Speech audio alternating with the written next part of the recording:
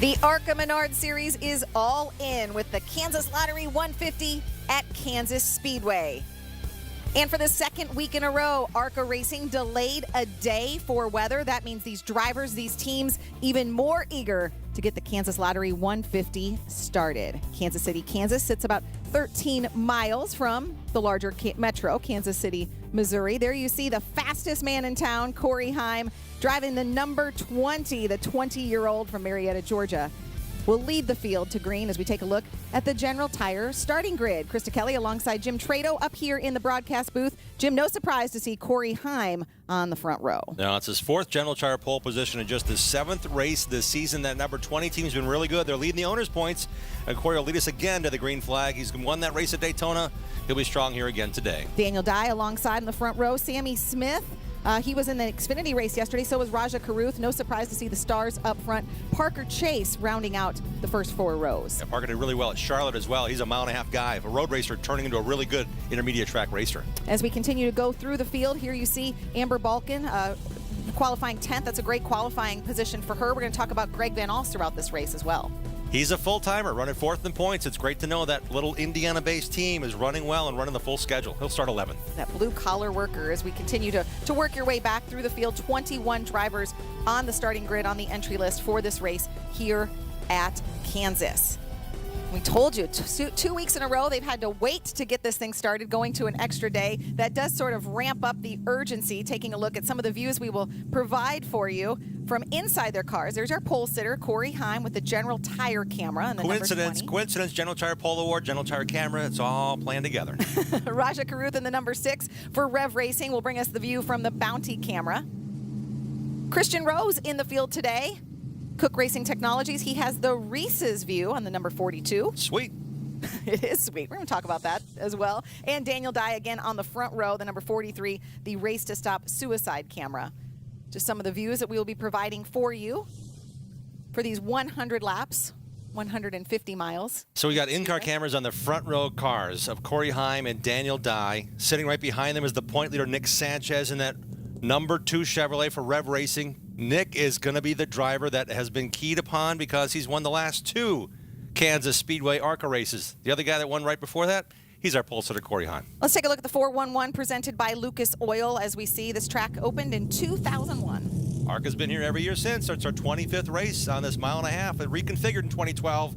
But these banking degrees 70 to 20, that's in the corner. So as the race gets higher up on the racetrack, you'll see multiple grooves based upon that parabolic banking. Mike Massaro is with us as well. Hi, Mike. Hello, Krista. You know, a week ago, Daniel Dye says he looked at this race as one where he had to minimize his losses. He's second in points, and the reason he said that was because the driver he's trying to beat, Nick Sanchez, is incredibly good here. But that outlook changed after practice on Saturday. Daniel Dye said his car is so good, he now looks at this as an opportunity race. He feels like he's got a car that can win today. Starts on the outside of the front row. Look for him to lead that first lap and gain that bonus point. Krista? Plenty of storylines to watch. We also know it is a somber day. 21 years ago, our world forever changed as we remember those who were lost. We are also so indebted to the first responders, our military members who serve bravely so we can do things like this today. So we can reflect, we can remember, and of course we can also race. The green flag is in the air. We are racing in Kansas.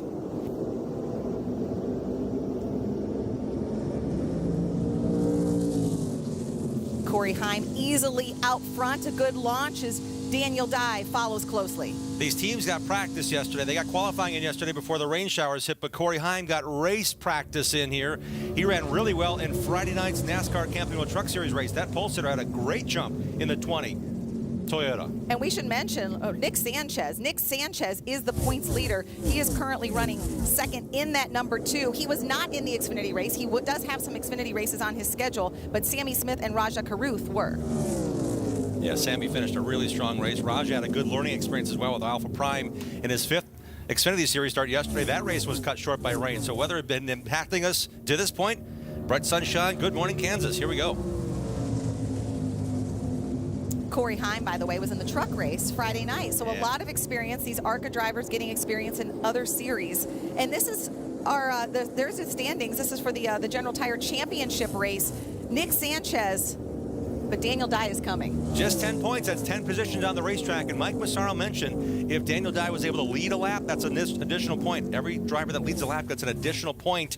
So all those points add up. Lead the most laps, that's another point. Win a race, that's 3 additional points to what your race points are. And Daniel Dye is an interesting story because, like Mike said, it was almost a perspective shift because he did so well in practice, qualified well. He knows that Nick Sanchez, Raja Carruth, the Rev Racing teams, this is the race they circle on their calendar. Of course, Corey Heim is a former winner here too. But Daniel Dye says, not so fast. Don't count me out today. Yeah, Carruth and Sanchez are teammates for Rev Racing. They've got a lot of really good mile-and-a-half involvement with Chevrolet. They finished 1-2 here in May. A lot of hopes and thoughts are on this race as their way to shine, but that's what Daniel Dye said, man, I'm good on short tracks, I'm good on road courses, but that team, they've been really good on mile-and-a-half. So we raced at Charlotte this year, we raced at Michigan this year. Also raced here at Kansas in May, where Daniel Dye finished 3rd behind that Rev Racing pair. Yeah, pretty good on those larger tracks. But then you look at what we have coming up. Not to look past today, but he was a little bit on the calendar because Bristol, Salem, and Toledo, those are in his wheelhouse. If he can do well today, this championship picture could blow wide open. Yeah, 3 short track races to end the season. We've ended the season here at Kansas for the last, I don't know, since Frank Kimmel in 2013 when he won his championship, before that even. So it really is a different scenario for them. This is the final race in the General Tire Super Speedway Challenge. So the Super Speedways have their own point system within. Corey Heimself's right in the mix of that, as well as that owner points count towards that championship. Venturini Motorsports, the number 20 team, with his win at Daytona, have been a factor since the first race of the year. Corey Heim really going for owners championships all around, right? Because in the truck series as well. Kyle Busch Motorsports, he drives the number 51 truck. That's a full-time truck, but Corey was in that race Friday night in the mix, and he said, hey, man, I want to race for the owners championship for my boss, Kyle Busch. It's a great Toyota tie to get him experience here this year in a partial ARCA schedule after running the full schedule last year to 2nd in the standings with 6 wins for Corey Heim, now that veteran out of Marietta, Georgia. Well, I was talking to his crew chief, Shannon Rush, and obviously works with different drivers. Had Jesse Love at DuQuoin last week. We'll see Jesse again back in that number 20. So what's it like when you work with these different drivers? He said Corey, first of all, they're both great, he said, but Corey has just so many races under his belt. You forget how much experience he has just as a 20-year-old. And to think of this, he's got 42, this is his 43rd ARCA start. 40 of those races have been top 10 finishes. Wow. The other 2 have been 11th and 16th. The 16th place finish happened here at Kansas while he crashed going for the lead with Drew Dollar. That's it. That's incredible. Yeah, really good stuff out of Corey. Again, fastest in practice on the pole, the General Tire pole sitter. He's carrying that General Tire view for us from his onboard. But let's not forget about Nick Sanchez, currently running 2nd. Nick Sanchez, a lot of experience too, and he has been Mr. Kansas. He has won the last 2 Kansas races. And congratulations. And he won Talladega. And congratulations to that team. They survived the dirt mile ovals, a very challenging racetrack for both the Rev Racing drivers. They've never raced on dirt before.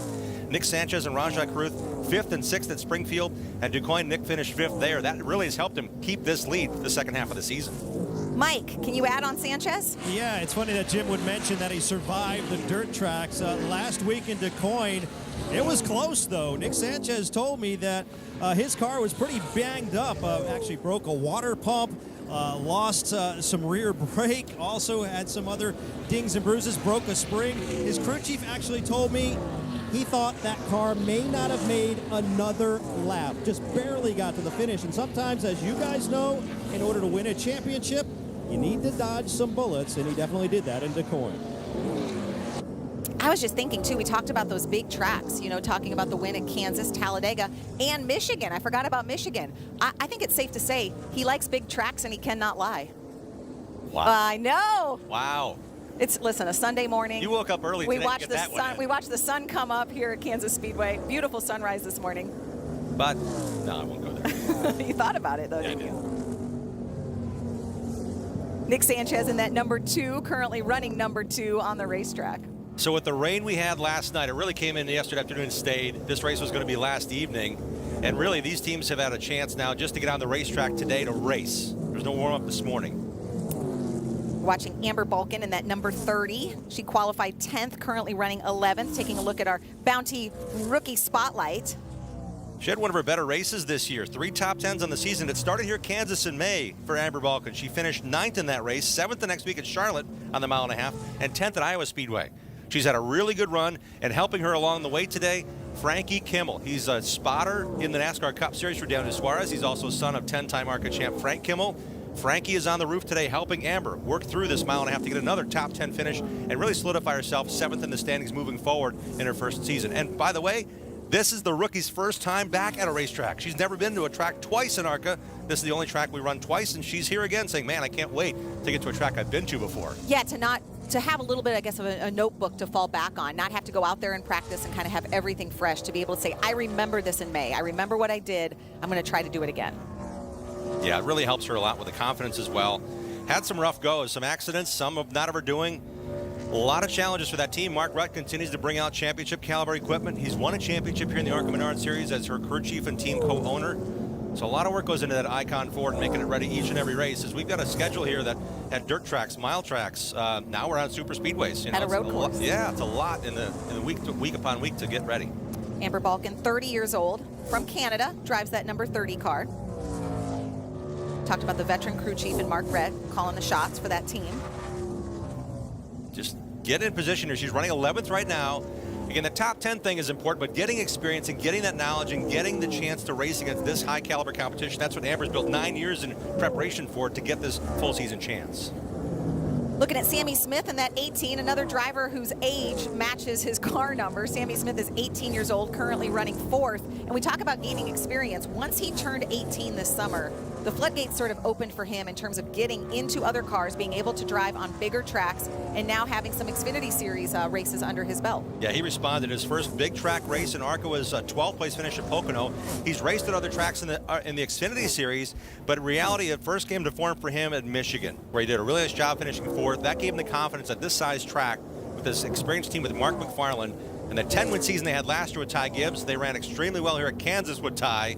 So putting those notes together with Sam's experience, including yesterday in the Xfinity Series race, another top 10 run for him for Joe Gibbs Racing. His numbers are incredible. You have to go all the way back to Pocono this summer to find a finish outside the top 10. Again, he hadn't run the big tracks up until his 18th birthday. Really great numbers for him. Taking a look at Raja Caruth. Again, Sammy and Raja, those two cars you saw, that 18 and this number 6, they were in the Xfinity Series race yesterday, so able to gain some of that extra track time. And the importance here is it's just his 22nd start in the series, so Nick has more starts a full season ahead of what you'd say his teammate Raja Caruth has. But when Raja came here last fall on Kansas Speedway and finished 9th, Rev Racing and Matt Butcher said, we need to get Raja some big track time, knowing what's coming in 2022.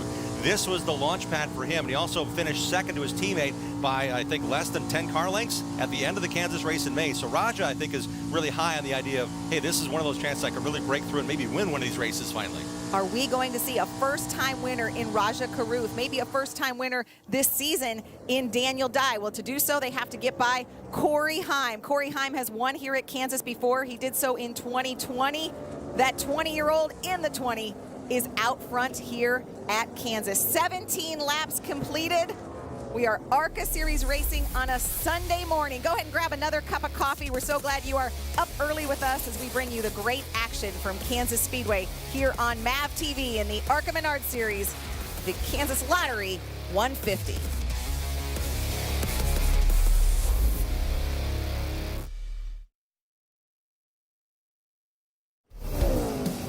24 laps completed here at Kansas. Corey Heim in that number 20 has led all of them. And we have a competition caution coming up at lap 25 due to the weather that we saw last night. Yeah, it was scheduled to go at lap 50, a competition caution for the teams ahead of time, but with that rain last night and this being the first race on the racetrack, bright green racetrack, getting that rubbered in, it's allowing the teams to check on things here. So they added an additional competition caution opportunity.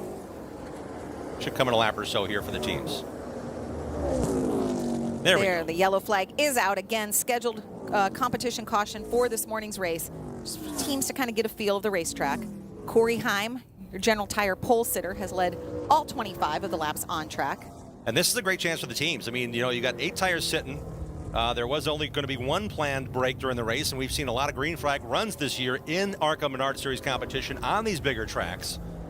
So this really could change the strategy for these teams. They were told well ahead of time, we're going to competition caution lap 25. They got to sleep on it, and in reality, this changes that strategy. What do you do with your tire pressures early in the race? Because if it's a 100-lap race and you get 2 breaks before halfway, How do you manage that? How do you manage those tires for that last bit of the race if you don't change them again? And let's remember, they were on track yesterday for practice and qualifying, but it was overcast. It was cool.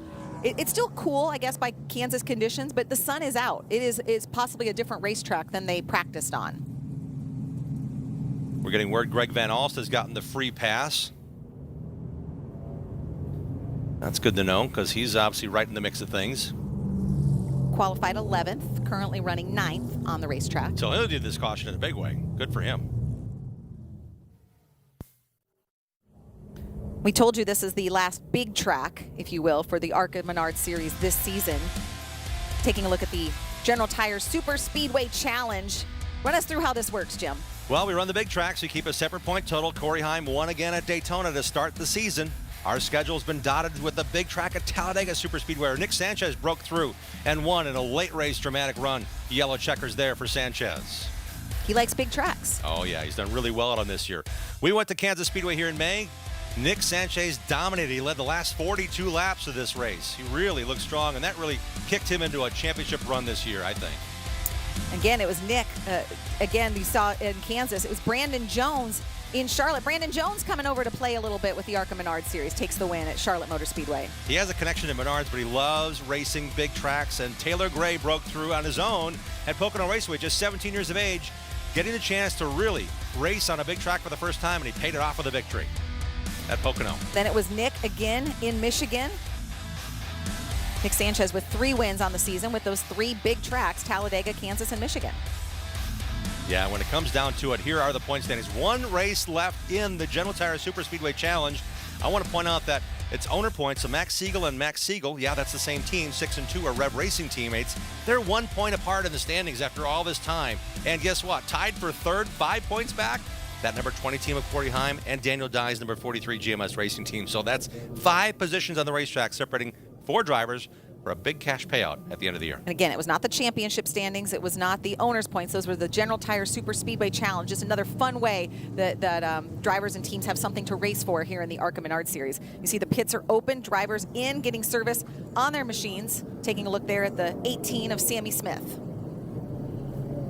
And you don't have to pit under this caution. We see a handful of cars did not come to pit road. It's not a mandatory stop, but it's a great chance for these teams to check things out.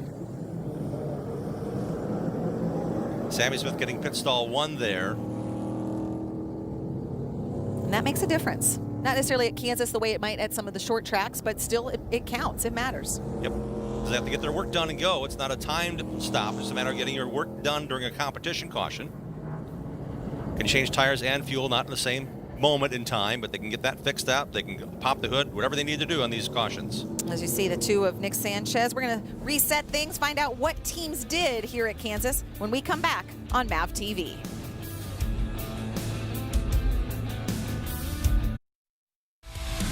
This MAV TV Motorsports Network broadcast has been brought to you by General Tire. For whatever you do, General Tire delivers. Bounty, the quicker picker-upper. And by Menards. Save big money at Menards. Welcome back to Kansas, under yellow for the scheduled competition caution. Let's find out what some of the teams did. Again, not everyone came in, but Mike, do you have something on the ones who did?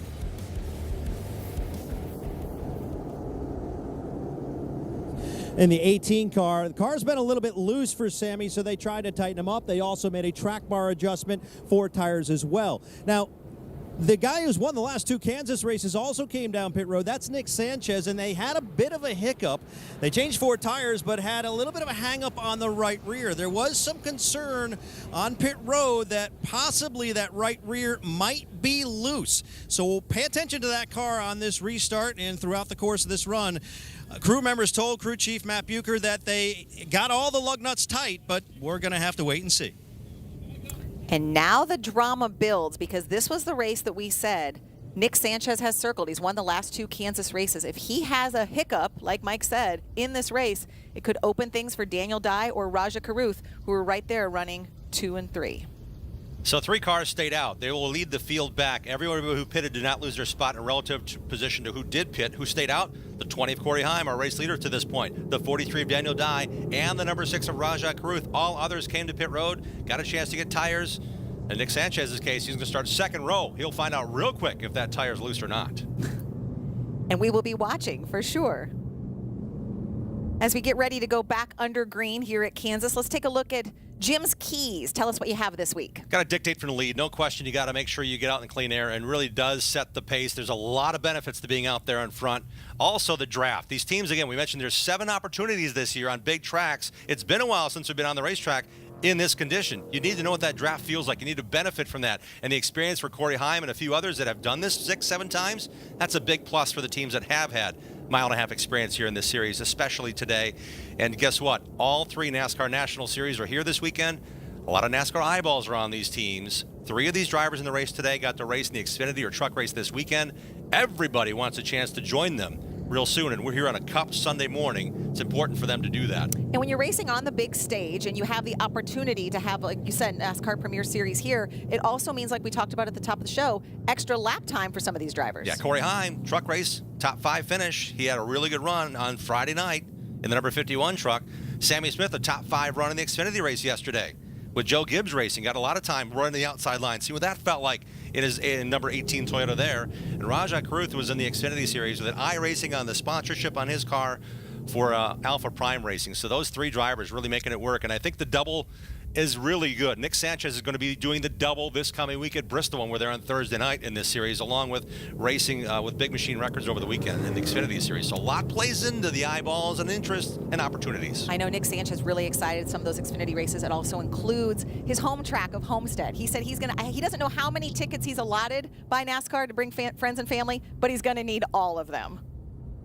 Yeah, I asked his mom, Shani. She said, we don't know how many tickets yet. It's going to be a big weekend. They're all coming. That's so exciting for the 21-year-old from Miami. I want to tell you about the Reese's Sweet Move of the race. We're going to pick 3.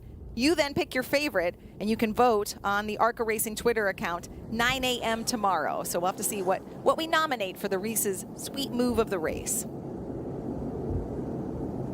Right now, we've had Corey Heim with the sweet moves, at least up front. That number 20 has led every lap. He was the General Tire pole sitter.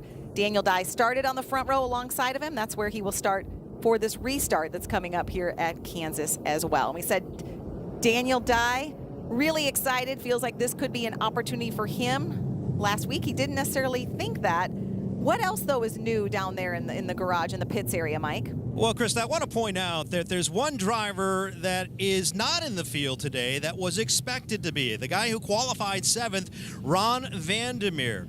He withdrew after this race was rescheduled because of the rain, but understand the reason. He had made a promise he wanted to keep to a very special little girl, his daughter. His daughter Riley was having a very special and planned birthday party for today, and he had promised her that he would definitely be there. So when the race was rescheduled for this morning, packed up the car and headed back to Sheridan, Illinois. I spoke with him on the cell phone last night. He was about halfway back in Iowa, but he said, listen, I miss so many weekends away from her. I race a little bit with my 14-year-old son, spend a lot of time with him, but Riley deserves my attention too. I need to be home, especially by 10 a.m. this morning when the bounce house arrives. So a special moment for Ron Vandermeer. The bounce house? You didn't say anything about a bounce house, Mike. We have half an hour to get there. What do you say? It's anything for the bounce house. It's a 7-hour drive. I don't think we're going to make it. But happy birthday to Riley. We also want to say a happy one-day delayed birthday to Greg Van Alst's son, Ryder. Ryder was 11 yesterday. So we know there's a lot of birthdays down there in the ARCA garage. Yeah, 7 hours. I just map quested Sheridan, Illinois, just in case we could make it for the bounce house. You don't have some kind of like special jet pack into a jet kind of thing, Krista? I thought you kind of had that power. I don't. All right, just checking. Right now, the power, though, belongs to Corey Heim, the driver of the number 20. He has led every lap. We have 33 completed. Taking a look here at the bounty onboard from Rajah Caruth. Rajah Caruth in that number 6, running 3rd. So practice yesterday was 9:15 to 9:50 a.m. The teams had a chance to go through a longer run got 20 or so laps or so. Some of the teams came in and mocked up their tires. Why I bring that up now is we've gone 33 laps, and the top 3 cars on this restart have not changed General Tires. There was quite a bit of fall off, a second and a half, 2 seconds between when the first cars rolled out. Corey Heim was fastest in practice, but he never bested his 4th lap on the racetrack in the 20 he ran yesterday in practice. So those 3 cars up front with their older tires, this could be a big factor in who leads this race. And again, we're getting down to points. We're getting down to every single point. If Daniel Dye can lead a lap or Raja Karuth can lead a lap, that's a big deal. Nick Sanchez sitting fresh with those 4 fresh tires will start outside row 2 in that 2 car. And he's leading the points. He wants every point he can get. So as we get ready for this restart, keep your eye on those first 3. Again, like Jim talked about, we're looking at their tire fall off. They did not come in to pit, but keep your eye on that on Sanchez, that number 2. He's looking at tire fall off possibly for a whole nother reason. Were the lug nuts, did they get on tight here in Kansas? The green is out and the field is off. Another rock-solid restart from the bottom of row 1 by Corey Heim. Here comes Sammy Smith in the black 18. He's got fresh tires. Sammy Smith on the inside, down low. Taking a look there at the onboard for Sammy. Side by side with Raja Karuth with Nick Sanchez poking his nose in behind. Can't get up there to race with his teammate in Sammy Smith, but it's Corey Heim out front in Kansas. Also running the very bottom of the racetrack, that black and gray number 72 of Cody Coughlin.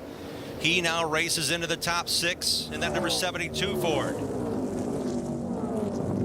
Right down on the bottom line for Coughlin. Cody Coughlin with a great qualifying effort, starting 6th, currently running 7th. On board with Daniel Dye, who started on the front row.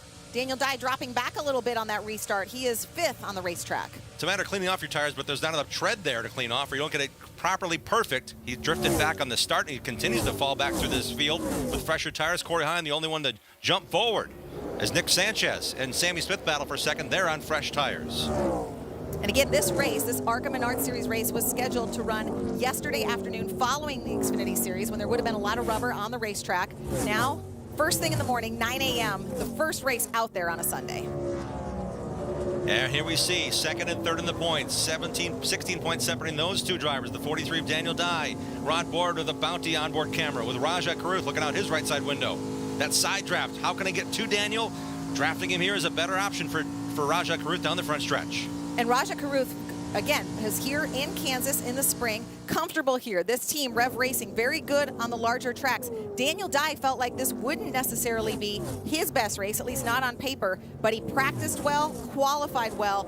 He said, don't count us out. We have a lot of speed. Now after one morning session, complete perspective shift, I think I could maybe not just survive this race, I could make up some ground in this points championship. We saw something very interesting there. Raja Karuth continues to lose speed. He went low on Daniel Dye, lost the proper position into the corner. Now he's coming to pit road. Karuth has come off the racetrack onto pit road. Taking a look at an auto park it replay, what happened there on those laps, you see, this is Sammy Smith battling the 2 of Nick Sanchez. This is how Sammy Smith was able to jump up and take the 2nd position on the racetrack. Yeah, he had 93 laps yesterday to figure out how to get around this track and where to make the passes in that ARCA, in the Xfinity Series race. That's paying off big time for Sammy in that 18. So Sammy Smith now chasing Corey Heim, but all eyes are on Raja Karuth in that number 6, an unscheduled pit stop. Peeled the right front inner portion of that shoulder. Wow. And Raja Karuth, one of those drivers who did not come out on that competition caution on lap 25. So we talked about that tire fall off. That's a really big issue because that tire wear is not common. We haven't seen that at all this year on the big tracks in ARCA. That inner shoulder is just shredded at the edge of where the carcass meets the shoulder of the sidewall.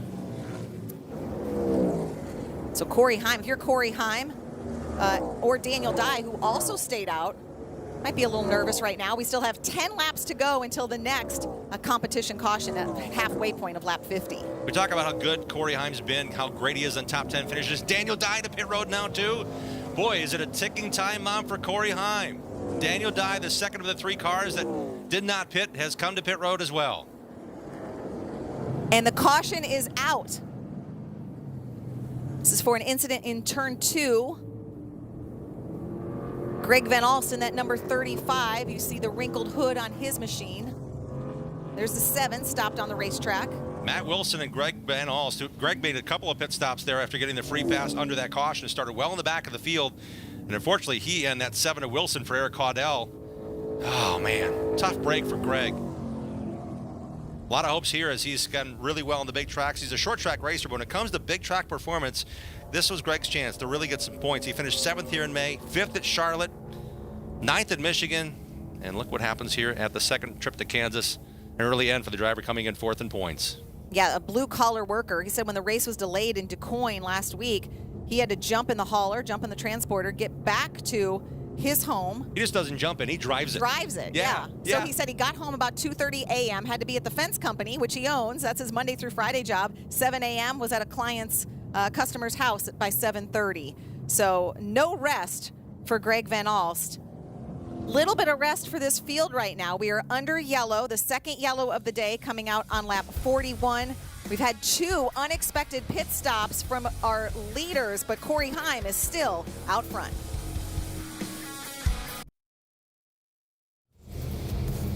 Quite the turn of events here in Kansas. The caution is out for contact between the 35 and 7, but that is not necessarily what we have our eyes on, as we have seen some unscheduled pit stops from 2 of our championship contenders. Mike Massaro, what can you tell us about what's going on down there? Yeah, pit road about to get real busy, Krista. Some of the drivers who did not come down at lap 25 preparing to come down now. Among them, your leader, Corey Heim. The 43 car is expected on pit road as well. Just before that caution came out, he did come down pit road. He has a fuel pump problem. As soon as the caution waved, he just drove through pit road and elected to pit during this caution. Expect the 43 car to attempt to change out the water pump right now as they try to rectify, the fuel pump now as they try to rectify that situation. Wow, what a turn of events, because we saw Raja Caruth come down. Again, Daniel Dye and Raja Caruth, 2 of the cars who did not pit at lap 25. Caruth had tire trouble. We assumed possibly that was what was happening with Daniel Dye. Not the case, Jim. No, we confirmed with the ARCA official before the race, you can come down any caution and change tires. The teams are not waiting to that lap 50 competition caution. They want to get them now, especially Corey Heim and that team. They're the only one that did not have any issues, whether it be fuel pump related or tire issues, of the cars that had yet to pit. So this little work here going on is important for all the teams. And Daniel Dye, boy, he's got a limited time to get that engine issues fixed. He's in pit stall 2. Sammy Smith is back down pit road as well. This could be his last time down pit road. We don't know about if they have another shot to come down. They don't need to come down on lap 50 on the comp caution, but they can count those laps in their fuel mileage calculations to maybe go the second half of the race without coming back to pit road. Well, that would be pretty tight, right? Yeah. They're going to be real tight if they don't. Yep. But we see, if we saw Sammy Smith, again, he did stop lap 25, but you see he's in the pits as well. But the work continuing on Daniel Dye in that 43, as Mike Massaro reported, trouble with the fuel pump. There goes Corey Heim out of his pit stall. Again, everybody who pitted will get their spot back relative to the cars that pit. Mike. Like the fuel pump issue may not be able to be rectified on this pit stop. We're told they don't have one on the pit box right now, so they couldn't change it. So they just roll away. They're going to have to deal with the fuel pressure issue they're dealing with right now. Fortunately, their pit stall is right near the opening back to the ARCA garage. Unfortunately, it's about a 200-yard sprint just to get to the hauler and then back. So they know they have got 7 laps. That built-in timeout, the competition caution to keep the cost down and keep the tight competition going. They're no doubt thinking about what they need to do with every wrench possible on their next opportunity, which could come as soon as lap 50 or thereabouts when we have another competition caution. And the reason this is so big, again, not just because all of these drivers racing for the win here at Kansas, but the season, the ARCA Menards Series season is winding down. This is just the 4 races to go, counting this one today. Daniel Dye in the thick of the points mix having trouble. Raja Caruth having to come down for a cut tire, a worn tire on the number 6. Both chasing Nick Sanchez. Nick Sanchez thought maybe the lug nuts weren't tight. He was able to have a clean restart. They're all chasing Corey Heim in that number 20. Corey Heim not racing for the driver championship, is racing for the owner championship in that number 20. Corey Heim will not have that lead when we get to the restart, though. Not everyone pitted, so the cars that did not pit will start ahead of those that did. Cody Coughlin takes the lead in that number 72 Jegs Ford. Christian Rose in the number 42. We have a really good chance to see what he'll do in that Rhesus onboard. He'll start outside row 1 in that West Virginia Tourism Chevrolet. Then the number 11 car. He got the free pass, so he is now elected to come into pit road. So that'll change things up. Looks like Corey Heim may line up in row 2 here on this restart. So free pass car has to start at the back. Ahead of Corey Heim, you have Virginia, West Virginia, and Ohio represented by those 3 drivers. There's Christian. A cool story. Christian Rose, a baseball player. Yeah, Division I, played University in Maryland, Division I pitcher. Said, I want to go racing. So he really didn't start racing until after his college baseball days were over. He's just 27 years of age, and I talked to him at Daytona. And Christy told me, I want to race as many races as I can. And Bruce Cook and his team with Sean Samuels, they field a lot of cars for a lot of people. We don't even know about the stuff they get to work on in the shop. But Christian is dedicated with his team. Ran some ARCA Menards Series E's this year. And it's good to see Christian back behind the wheel in the 42. It's his 7th start here in this series this season. Yeah, we most recently saw him in Milwaukee, where he finished 15th. Continuing to watch the work being done on Matt Wilson, that number 7. Again, he was on pit road for the trouble that he had in contact with Greg Van Alst to bring out this yellow flag. Yeah, lots going on that red tide canopies Toyota. That team prepares their car about 2 hours away in Jeremy Petty's shop here in Kansas, and a lot of work being done to keep that Toyota nose right where it needs to be, because this air is everything important here to keep that front end sealed off with that damage. And yep, you need that all-purpose tool every now and then, the hammer, to make sure everything's right where it needs to be. We are just under halfway completed here at Kansas. It's a 100-lap race, the Kansas Lottery 150, being run a day delayed for the second week in a row. The ARCA Menards Series teams having to gear up a little bit. This race was scheduled to start at 6 p.m. yesterday. We moved up to 5, hoping to get it in before that weather came. That was not the case, so rescheduled for today at 9 a.m. But we're glad you are up with us. Grab another cup of coffee. It's okay if you've had 3. There's no such thing as too much. Pace car peels off. The green flag is back in the air, and the 26-year-old from Delaware, Ohio, Cody Coughlin, is going to lead the field to green in that number 72. To his inside immediately goes Corey Heim. Heim pitted. He's got fresher tires. The 72 team of Coughlin pitted on that lap 30 caution. And as Corey Heim jumps out front, we're hearing the competition caution will now come at lap 55. Just about 8 laps away. To the inside goes Nick Sanchez, racing the number 18 of Sammy Smith. They've been racing all season long. That 18 team's been full-time this year. Drew Dollar raced the big tracks until Sammy became old enough to drive them. They're sitting 1-2 in the owner's points. The 20 is 13 points ahead of the 18. And Max Siegel's number 2, racing here with the 18, is 3rd in points, just 10 points behind the 18 car. So when it comes to the big payday at the end of the year, owner's points are the big checks that cash. The 18 car just 10 points, 10 places in the race ahead of the number 2 in the overall owners standings. They race together here on the racetrack. And the owner of that number 18 is Kyle Busch. He's here because it's a Cup weekend as well, racing. Oh, yeah. He'll race this afternoon. So, you know, Kyle Busch has eyes on this race this morning here on MAV TV. His driver, Sammy Smith, currently 4th, chasing down the 2 of Nick Sanchez, the current points leader in the ARCA Menards Series. Just, I love this racetrack. You can sweep down the bottom of turns 1 and 2. I saw some passes yesterday in the Xfinity Series race, down into turn 1 to the bottom and come back up and actually make the pass before you get off of turn 2. It's a really cool racy joint. We see that now track is coming in. These General Tire radios are really adhering well, and unfortunately for the rest of the teams, Corey Heim's got that figured out pretty quickly in that number 20 Crescent Tools Toyota. But a good battle here. The race for 3rd between Nick Sanchez and Sammy Smith. Both racing in the Xfinity Series yesterday, so both getting that extra track time. You mentioned the track here at Kansas. Opened in 2001, but went through some changes, some repaves, some work in 2012. And you like the raciness of it. I really do. It really is. Turn 3 is always a tricky spot to enter here at Kansas Speedway. Getting on pit road's another challenge, but it widens out so many different ways. Sanchez likes to go to the inside of the racetrack. We saw the last lap, Sammy Smith 8 or 10 feet off the white line. That's where his car feels good right now. There's chances to race all over this racetrack. Sammy's way up there. I think he might be touching that white safer area before too long. If Sammy can find speed, he'll find it quickly. That number 18 team has been really good, no matter what the track is, no matter what the driver is. The last couple of years, Ty Gibbs, Drew Dollar, and now every race with Sammy Smith in the 18 since he turned 18 in June. Your leader continues to be Corey Heim in that number 20. And let's go ahead and find out what's happening downstairs. Mike, who do you have? Yeah, Greg Van Alst has just made his way back to the garage after making a visit to the care center. First off, how are you? I'm fine, just dejected. I mean, we was on the lead lap, and I don't know what happened. I don't know if I washed up or the lap car came down, and I don't know, just sets us way behind. This was a car we was going to take to Bristol. our short track car got destroyed last week at DuQuoin, so more dejected because I don't know that there's enough time in the day to turn to get to Bristol.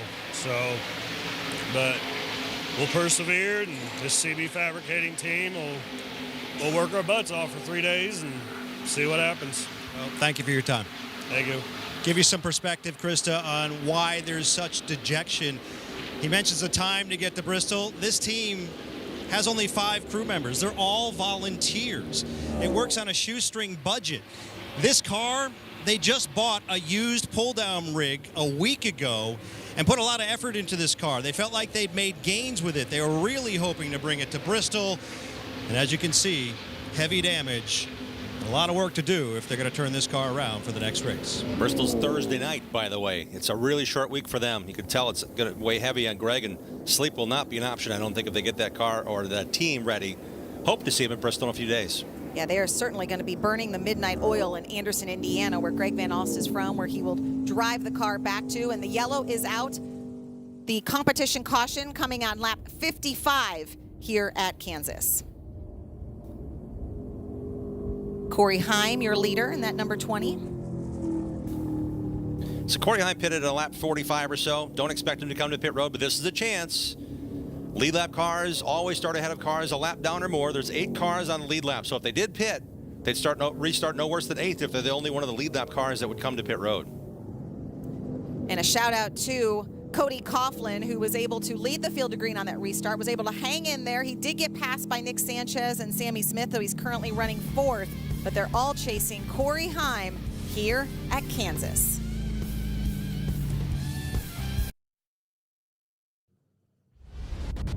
A Sunday morning special here in the ARCA Menards series, the Kansas Lottery 150, racing a day delayed after weather postponed it until Sunday. That's for the 2nd week in a row. Hard-working teams down there in the pits. And we are 58 laps completed of 100, so a great time to bring you up to speed with our Richmond Water Heaters mid-race recap. It's on board with Corey Heim, the number 20, led often and early. Yes, we can go 3 wide at Kansas. Just a matter of when you want to do it. Rev Racing teammates and Sammy Smith decided to do it early on here at Kansas. And then Sammy Smith able to get out in front of Nick Sanchez on the racetrack. Some cars pitted. Cody Coughlin and Christian Rose did not, so Cody Coughlin got to lead some laps here. First time back in the car since Michigan, and it's been, 4 or 5 years before that he was in ARCA. So good to see him back here running up front. It's great for the 26-year-old, but again, Corey Heim out front. He is your Sprecher lap leader with in that number 20, leading 46 laps so far. Really strong run by Corey Heim. We see some cars to pit road. We see Raja Karuth has come to pit road. He got the free pass last caution. So this is really changing the dynamic for that team and what they're able to do with that number 6 team with Brad Means as the crew chief. They're actually back now in form. They got the lap back. Got a chance to fix it right here under this caution. Tony Brodiger as well. She came into this race 6th in points, the number 25, FP Movement Toyota. Good job by her to get some chances to change things. She's also racing for Bounty Rookie of the Year honors. Tony, 23 years old from Hillsborough, California, races for Venturini Motorsports, a teammate today to Parker Chase in the number 15 and Corey Heim out front in that number 20. So yeah, off sequence a little bit for some of these teams. We saw some trouble. We know that Raja Karuth had the worn tire, had to come in, like you said, back on schedule. And Daniel Dye, Mike Massaro reported to having some fuel pump issues earlier in the race. So we'll have to continue to keep an eye on Daniel Dye in the 43. Mike, do you have more right now? Yeah, the 43 just came back down pit road. Now it's also having handling issues. They pulled the spring rubber there to try to help Daniel. As far as the fuel pump issue goes, we mentioned they did not have one on the box. Well, they have since gone to the backup car, pulled one off of the backup car. They now have one ready to go, but for the moment, they're holding off on changing it. Okay, that's a great update. Again, Daniel Dye hoping to turn this into an opportunity race. He's really going to have to work hard to do so because he's got Nick Sanchez out in front of him right now, and that's who he's chasing in the points. Daniel Dye is 18 years old from Florida. He was 4th last week at DuQuoin, 3rd at Milwaukee. He was 3rd at Kansas earlier this year. Let's go ahead and talk to a driver. Jim, who do you have? We are riding along with Corey Heim with our General Tire onboard camera. Corey, you've had a chance to be at the lead, but you also made a gamble there early on. Didn't pit for tires when others did. How's the car handling right now? Yeah, so far so good. We still got a long way to go, but couldn't be happier with Venture Motorsports and this Trust and Tools camera they brought me.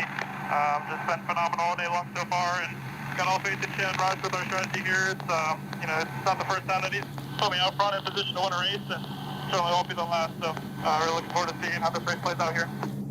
No question the ARCA Menards Series helps you when you race the truck, but the last night is when Friday night you raced the truck. Today you're racing the ARCA Menards Series car. How did that truck race help you today to race the ARCA car? Kind of reversed in the thought.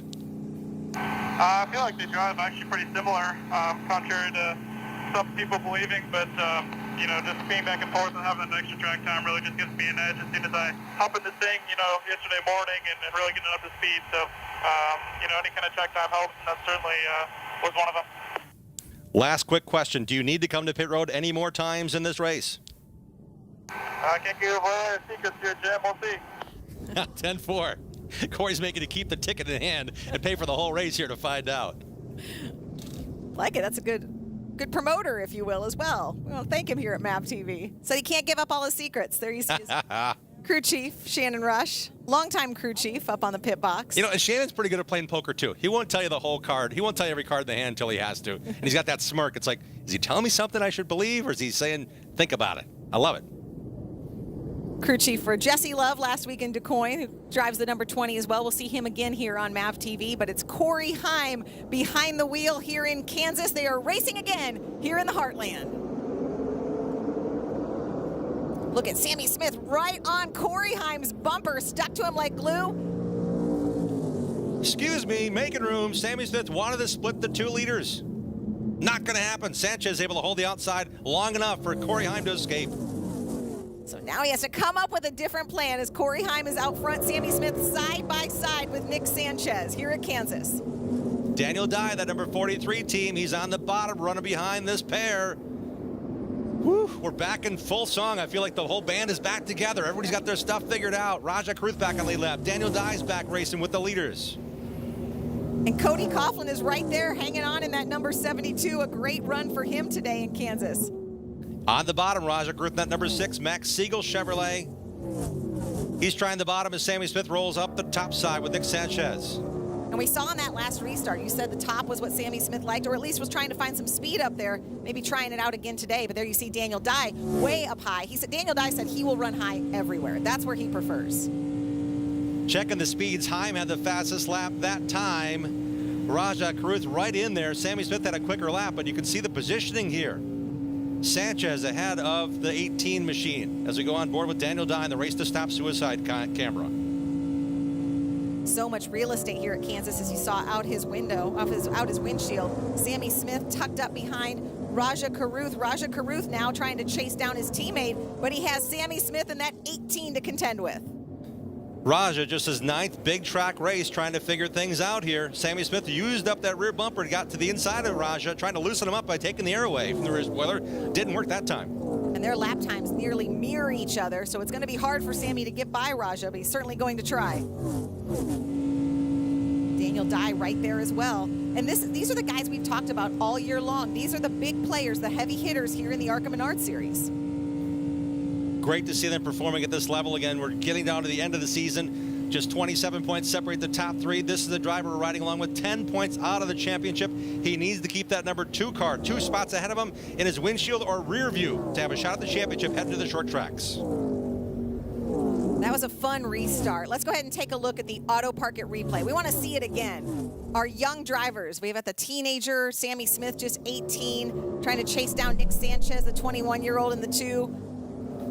So Sanchez dipped down to Sammy. That was another air move, trying to get the air off the side of the 18 car. Got him loosened up enough where the outside line had more run. Nick had really good mojo there, but then Raja said, hey, if Sammy had to burp the gas, I'm trying the bottom in that number 6. Great move by Raja in the Gamebridge Chevy. It was a sweet move. Do you think that might be a Reese's sweet? And a sweet save to top it off. Nice job, Raja. Yeah, got a little wiggly there, able to save it, especially at these high speeds, these big tracks here at Kansas. Just trying to keep that wheel as steady as you can, not move it a whole lot. Raja had to fight a little bit after making that bold move. Parker Chase in that number 15 for Venturini Motorsports. Parker Chase currently running 8th, and that's the battle there for 8th between, actually the battle for 7th, Parker Chase and Ryan Huff in the 11. Ryan got the free pass. Really working well here in the number 11 car for Andy Hillenberg.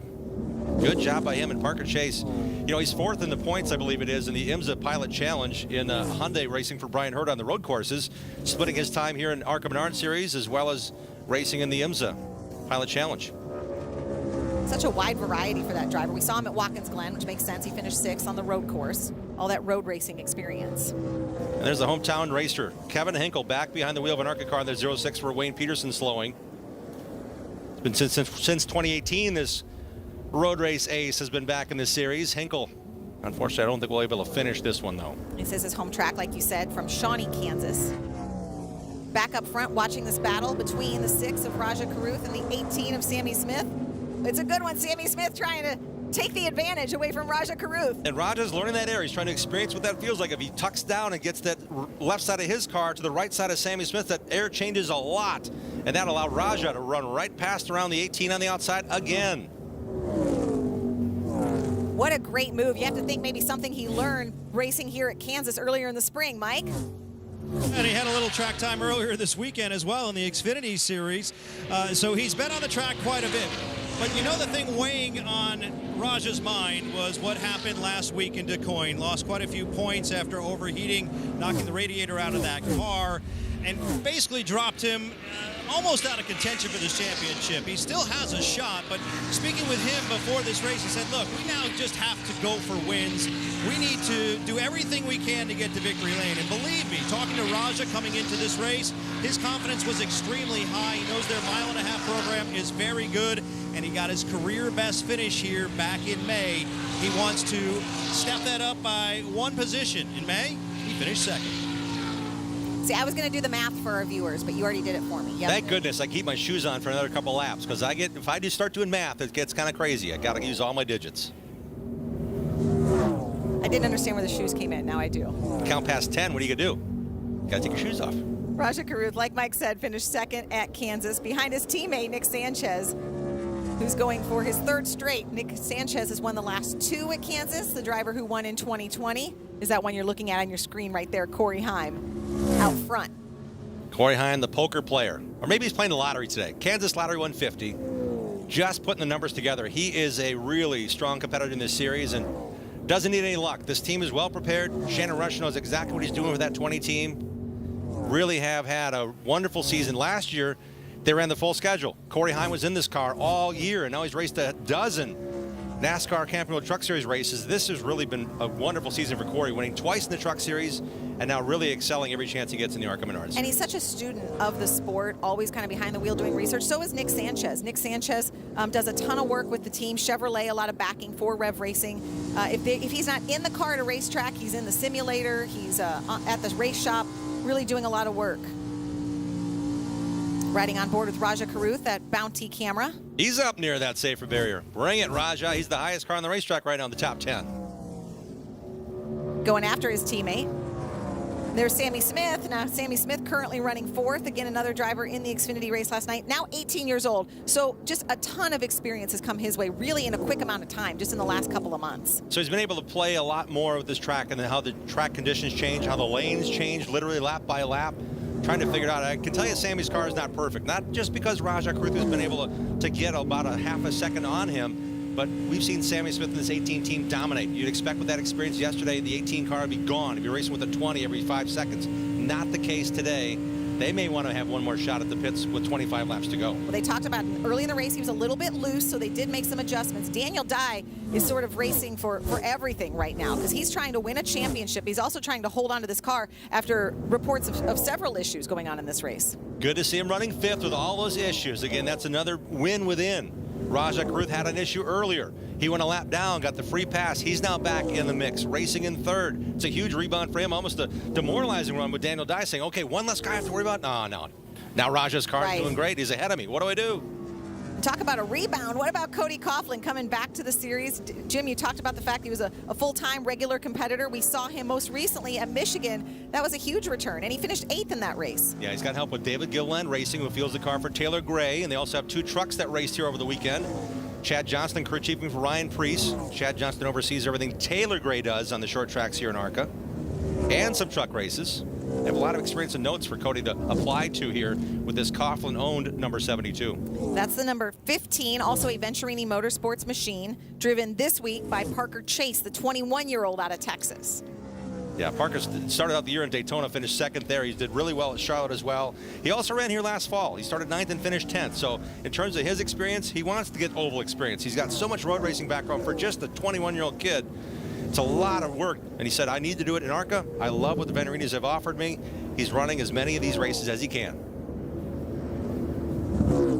Continue to take you through the field here at Kansas. Catching up with the number 11 of Ryan Huff. Ryan Huff running 8th. 5th start on the season. Hey, he finished 10th at Daytona and 8th at Talladega in a car that his own family fielded. So getting the chance with Andy in this number 11 team. Nice job of that Southeastern Services Ford today. Just getting that lucky dog and get back in the hunt of things. Solidly in 8th here. Ryan is 21 years old from Williamsburg, Virginia. Having a great run. Started 12th, running 8th. That's a good day so far. With about 22 laps to go here at Kansas. Christian Rose is the next car we're going to focus on. That number 42 onboard on the Reese's onboard camera. We talked about his baseball experience. He said, I want to be a race car driver. He was hoping to do a lot more racing this year. They've had some incidents. Milwaukee wasn't the best day, but that was his most recent ARCA Menards Series start. Just trying to get comfortable here in his 7th start this season. He's run big tracks, but has yet to finish all the laps except for Milwaukee. Issues at IRP, Pocono, Charlotte, and Phoenix. Hope you enjoyed this look through the field as we take you back up front with Corey Heim. Just over 20 laps to go. Come back with us here on MAV TV. This MAV TV Motorsports Network broadcast has been brought to you by Sioux Chief, America's manufacturer of plumbing, drainage, supply, and support products. Lucas Oil, keep that engine alive. Sprecher Brewing Company, Milwaukee's original craft brewery. And by Reese's Peanut Butter Cups. Reese's, not sorry. Just 16 laps to go here at Kansas, the Kansas Lottery 150 racing on a Sunday morning. We're so glad to have you on board here with us on MAV TV. That's the number 6 of Raja Karuth, currently 3rd on the track. He is chasing his teammate, the 2 of Nick Sanchez, and the 20, Corey Heim, racing for Venturini Motorsports, going for the win. He's led a whole lot of laps today. More on the line here.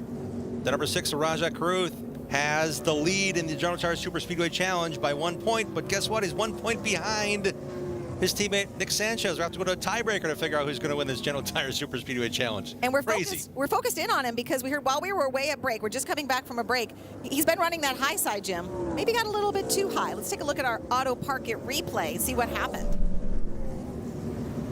Dancing at the top of the racetrack behind his teammate, trying to get every ounce that he got on the wall. He got it. Ooh, just a little kiss, but at an aero track like this with just 14 laps to go now, look at that wiggle. He's trying to see if everything is still where it belongs on this race car, Mike. Mike, any gremlins? Yeah, exactly. That's what they're looking for. They just checked in with the spotter. He said he doesn't see any smoke, no indications of a tire rub. Good news for the 6. Oh, absolutely. They've already had that worn tire. They had to come back from being a lap down, so they've really already achieved a lot today. But he is racing not just for the win. He's trying to get his first career win in the ARCA Menards Series. He is racing for a championship as well. There are just 4 races remaining here in the ARCA Menards Series season. Yeah, the outer line is there. We'll see if Raja gets close to that wall because one more brush could cost him more than just this General Tire Super Speedway Challenge.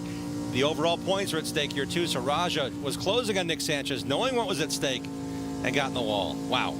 Yeah, I feel like I'd be a little hesitant. I don't think I'd go as high even if the speed's up there, but that's how you win a race. Raja Karuth, 2 more chances in the NASCAR Camping World Truck Series with Spire Motorsports. A few more drives on his schedule as well for the Alpha Prime and NASCAR Xfinity Series team. That's part of this experience. He's 20 years old, just his first full-time season racing at this level. You find what it feels like against the wall. You find what it feels like to race in the draft and get that experience of side drafting and all that kind of stuff. This is a great development series for NASCAR. That's Amber Balkin in the number 30. She's our Bounty Rookie Spotlight driver for this race. She's having a great run, running 10th. Be a huge win for her and her team. In reality, Amber has been put down. Some of the accidents have happened on the racetrack, not of her doing. Some of the things that have gone wrong. The 2 dirt tracks were not kind to her as well. She actually was running top 10 and got involved in an early accident on the backstretch that really cost her, and that they had to struggle through the days. So that whole weight, I asked her a couple times over the season, I said, hey, you've not had the best run. She said, you know what? We got to focus on what we have. We got to be positive. We're going back to Kansas. This is a track I did well at in the spring. That gives me hope to return to a racetrack, and she's done a nice job. Not in the way of Corey Heim here. She just lost a lap, but in reality, a finish is a really big deal this year for her. And as she crossed the finish line, like you said, so did our leader, Corey Heim, and that means there's only 10 laps to go here at Kansas. Corey Heim out front in that number 20. Nick Sanchez, Raja Caruth trying to hunt him down. Tony Breinger in the number 25. She runs 11th. She's not on lead lap, but you know what? She's trying to beat out Amber Balkin. It's kind of a competition within those 2 full-time drivers. A lot of spotlight has been put on Tony. Over 1 million followers on social media. Amber Balkin coming into the series full-time. They apparently like to race against each other because it's positions in qualifying, positions in the racetrack where they're 1 position apart, and here they are 10th and 11th here in the closing laps at Kansas. And are you saying you do not have 1 million followers on social media? I do not. Oh. I do not. Yeah, Tony's the first Arab American to race in ARCA in a NASCAR series. A lot of effort being put there, and she knows what's at stake.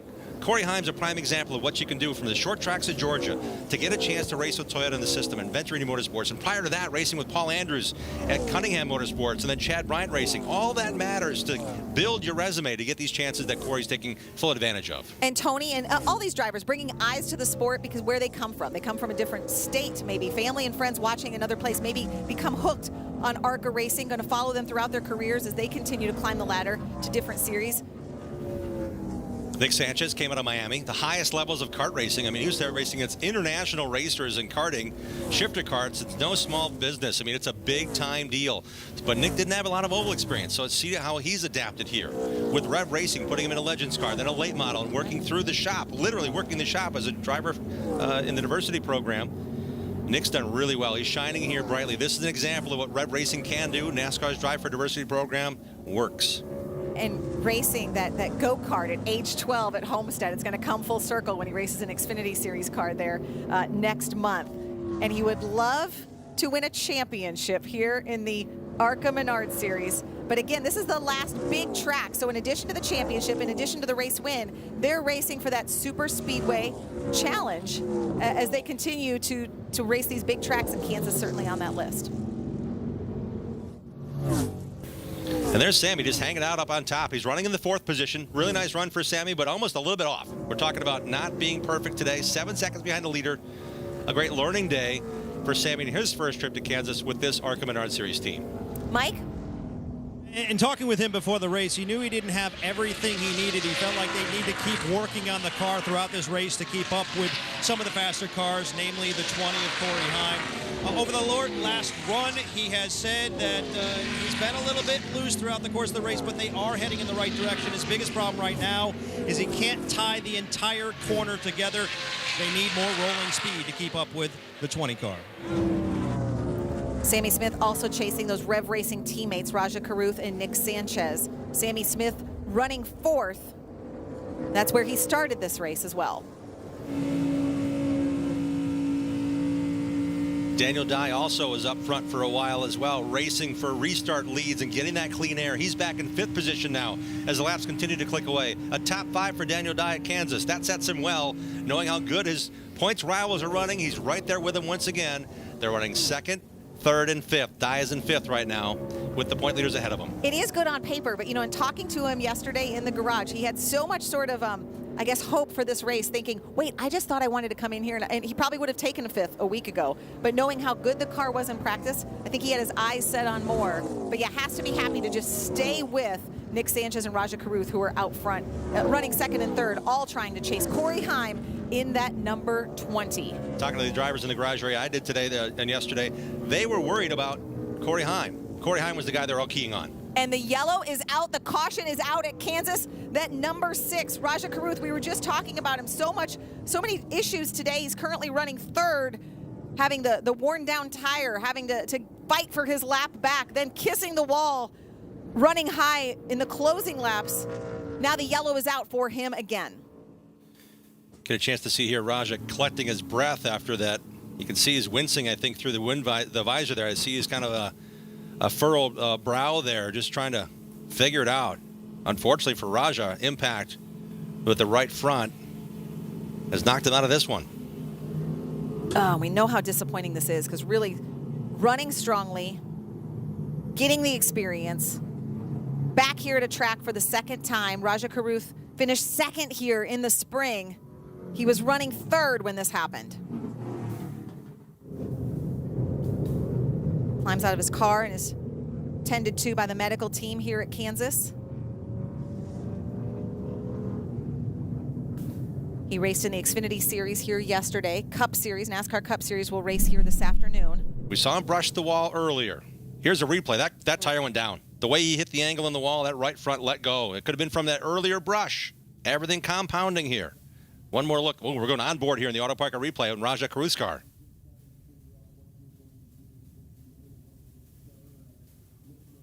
Nothing he could do there. He was along for the ride. Wow. Big blow for Raja Karuth in championships. Hope he's all right. Yeah, and happening with just 2 laps to go in this race. Do have unlimited attempts at green-white checker finish. We're going to bring that to you here at Kansas on MAV TV. When we return, Corey Heim out front, the yellow out for Raja Karuth.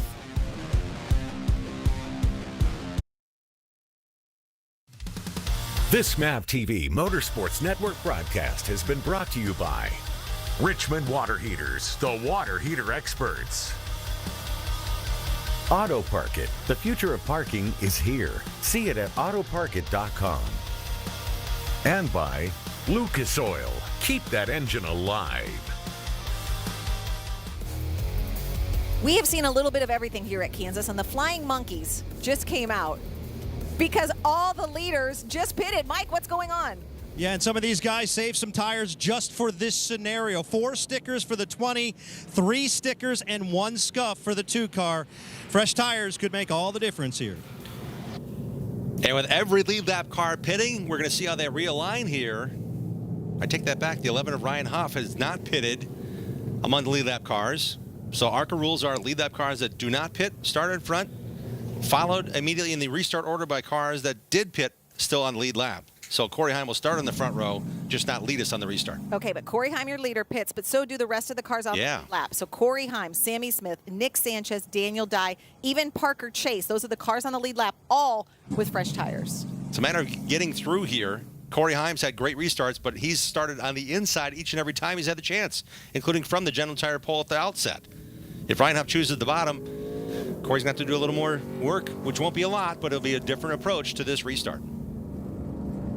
Well, and Nick Sanchez has gotten very good at restarts. He's very good at Kansas. So let's remember him as well in this mix. As you see Raja Karuth, his teammate, you never want the car being towed back to the garage. Always a deflating sight, especially in the closing laps of a race. And he was right in position for the General Tire Super Speedway Challenge. He was right with his teammate. It would have been coming down to literally a tie in those point standings after 7 races. That's gone away as well for Raja Karuth in that number 16. So setting this back up, this was a scheduled 100-lap race. We are now in a little bit of overtime, if you will, because we're going to take one attempt at a green-white checkered finish. You see Corey Heim in that 20, crossing the start-finish line with 1 to go. He's going to need to have the restart of his life today. And now Heim will be on the front row. Huff has been shuffled back in this restart alignment. Again, I'm just speculating what the restart would have been. It looks like Heim and Sanchez will be dictating who's going to win this one from the front. We're overtime. With Sammy Smith and Daniel Dye behind. Oh, big time chance has gone up in smoke for Parker Chase. Was going to restart this race in 5th or 6th to pit road for that Venturini Motorsports Vertical Bridge Toyota. I told you, the Flying Monkeys. They're left front might be down. Hope it's just that. We saw that tire go down for Raja Karuth when he hit the wall hard. He's over the line. He's got to be pushed backwards before they can change the left front tire. A lot of drama here for Parker Chase and a run for a top 5 again here in the ARCA Menards series. Parker Chase was 6th on the track, one of the Venturini Motorsports machines. His teammate, Corey Heim, is out front. Corey Heim has led a ton of laps today, trying to win at Kansas again. He did in 2020. But Nick Sanchez has won the last 2 Kansas races, including the one in the spring, where his teammate Raja Karuth finished 2nd. Raja Karuth no longer in the race, still in the championship hunt. But Daniel Dye now has an opportunity in that number 43. He is 4th on your screen. He is racing for a championship as well, and he is right behind the guy he's chasing in those standings, Nick Sanchez. There's your tire. As the pace car peels off down onto pit road, green flag is out. Here's the restart that matters at Kansas. Corey Heim out front, Sammy Smith and Nick Sanchez alongside. Behind him, can they get to his bumper for the win in Kansas? Quite a bit of muscling there. A lot of elbows used to get in position to chase down Corey Heim. Sammy Smith, Nick Sanchez exchanging door slammers. And then here we go for the win. Sanchez gets 2nd. Sammy Smith trying to hang on to 3rd. And here comes Daniel Dye on the outside. I love this shot. Going for 3rd late in the going. Look at him go on the outside, try to get around Sammy Smith. He wants a win so badly. He had one last year. He has not been to victory lane in 2022. This is the last lap, Krista. Every point counts. The 43 of Dye trying to stay within 1 position on the racetrack of the point leader to close it to 9. Look at Sammy Smith and Daniel Dye side by side, racing for the position, racing for 3rd, trying to catch Nick Sanchez in that 2, but Corey Heim is your winner at Kansas. Sanchez gets 2nd, and it was a great drag race. Sammy Smith went to the down near the grass, and it was just enough to edge out Daniel Dye for 3rd. Dye now loses 2 points to Sanchez instead of finishing right behind him. And that was why he was racing so hard. Every position matters, but Corey Heim did what he had to when he had to. He was so good on restarts all day. He was able to make that last one count. Corey Heim in that 20, racing for the Owners' Championship for Venturini Motorsports. Congratulations to Shannon Rush, the crew chief. He said Corey does a lot of sim work for the Venturini Motorsports program. Certainly knows what he's doing behind the wheel of that 20. It all matters. He does a lot for Kyle Busch Motorsports in their truck series simulation runs as well when he's not behind the wheel of the truck on the racetrack. Raced in the truck race on Friday night. Did well. Finished top 10. 7th, I believe. Yes, he did. He had a good run going. He should have finished higher. I think he got shuffled out late in the going. This is exciting for Venturini Motorsports too. They've had a lot of good runs this year, but maybe not the results always to come away with it. I know Jesse Love was upset last week, couldn't get that win in DuQuoin, racing for that $50,000 bonus, the dirt double. Corey Heim able to get it done here in that 20. A day late here at Kansas. All business too. No burnout, no taking a long time around. He goes right to victory lane to get the next check, the next job done. Check mark, checkered flag for this number 20 team, their 3rd win on the season. 2nd for Corey Heim after Daytona's big win. The advertised jackpot for this race, by the way, priceless, because who knows where a win could lead. Corey Heim has a few of them. He's done really well, a lot of experience, but you just never know who's watching or what each win will lead to. Do you have your Reese's Sweet Moves picked We up? have 3 nominations. I have had more than 3 on my list. Let's see what we come up with here. You can vote on tomorrow morning at 9 a.m. on ARCA's Twitter A handle. lot of wild stuff in this race, but it started early with Sammy Smith battling Nick Sanchez for position on the track. That was a good one. That's pretty sweet. Those 2 are definitely contenders. Look at this. This restart was big. Sammy Smith trying to find room. I give the sweet move to the number 2 of Sanchez, keeping Sammy Smith in check to get position and get 2nd spot back. Not giving him that spot on the racetrack. So a lot of 2 and 18 in the mix for the Reese's Sweet Move this week. Look at all your players right there. The 2, the 6, the 18, the 43. We say their names a lot because they are the future of this sport, and they are definitely the names to watch here in the ARCA Menards series. Like Jim said, make sure you vote 9 a.m. tomorrow. 9 a.m. is sort of the time of the week, because that was what time our race started here on Sunday. That's when you can make your vote for the Reese's Sweet Move. In victory lane, Corey Heim climbs out of his winning machine. Corey Heim up on top. Hey, I would describe it as dominant. How about you? What are your words to describe this race? Yeah, no doubt. I mean, just first of all, just thank you so much to Venturini Motorsports. Billy Venturini, the whole Venturini family, wouldn't be here without them. And Shannon Rush, everyone on this 20 team just does such a phenomenal job on this Crescent Tools Camry. So, yeah, I mean, it was definitely a great performance for us from what we had in the spring. Just going through that adversity, I feel like we should have had a really similar performance back there in the spring. And to come back here and put on a show like that, it's pretty special. You mentioned the spring, a race where you also had a dominant car, but unfortunate circumstances took you out of the race. Does this kind of make up for it? Yeah, it's redemption for sure. I mean, you know, I feel like we should have had both, you know. But at the end of the day, we're here in Victory Lane, Kansas, the place where I got my first win. It's so special to me. It always has been. You know, I've always loved coming here, and I think it's like my 6th time here, and we finally got back to Victory Lane, so super special. No matter what happens, no matter how good your car is, there's always something that happens, that late race caution. How did that change things for you? Yeah, I mean, you know, we gave one away at Michigan last time, or I personally did, just, you know, just not having the restart we needed at the last couple laps there. So I knew going into this one I wasn't going to get this one away. I did everything I could to get through the gears good and just do my job, and my team gave me a recipe for success for sure. Well, congratulations on the victory. Corey Heim, a dominant day today here at Kansas Speedway. Hey, it's been a long time since Yeah, dominant indeed. Congratulations to Corey Heim, Venturini Motorsports, the entire program winning here at Kansas. Just a visit. He was racing for the lead here in May. He and Drew Dollar got together, both cars taken out of the lead, and he finished his worst finish in ARCA. 16th that day, did not finish the race. Very, very rare occasion for Corey not to finish top 5, top 10.